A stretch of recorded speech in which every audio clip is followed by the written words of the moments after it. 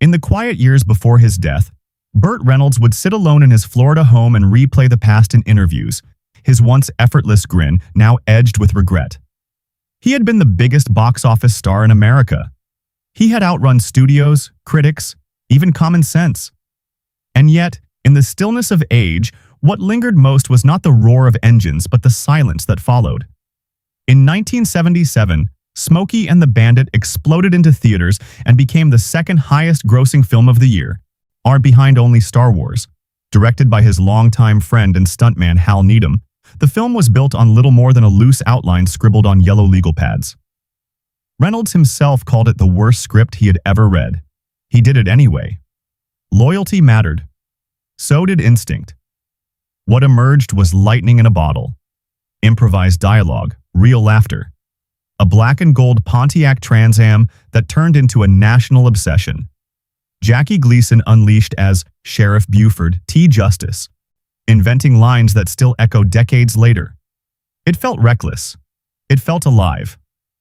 You remember the swagger, the mustache, the wink at the camera? For several years, Reynolds was untouchable.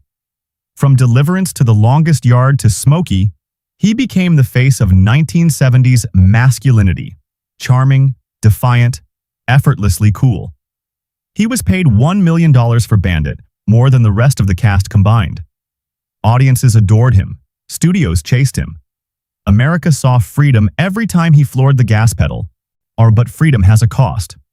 Behind the scenes, the improvisation that made Bandit feel electric also mirrored Reynolds' own life.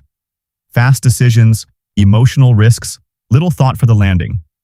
His 5-year relationship with Sally Field began on that set, passionate and complicated. Years later, he would call her the love of his life, admitting he let her slip away. The Trans Am soared over broken bridges on screen. Off-screen, his choices sometimes crashed harder.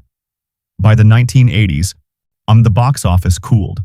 Risky film decisions and financial missteps eroded his fortune.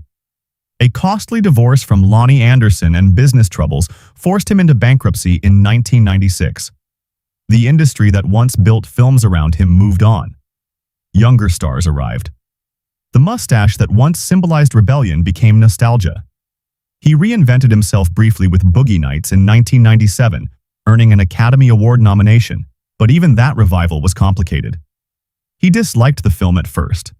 Pride and vulnerability rarely coexist peacefully. In his final years, health problems mounted. The energy softened, the grin faded. When he died in 2018 at 82, tributes remembered the laughter, the speed, the daring. But listen closely and you hear something else. A reminder. Movies can trust you to hang on. Life doesn't always give that warning. Burt Reynolds taught America how to drive fast and laugh louder than the sirens behind us. And in the end, his story whispers that the ride is thrilling, but it never lasts forever.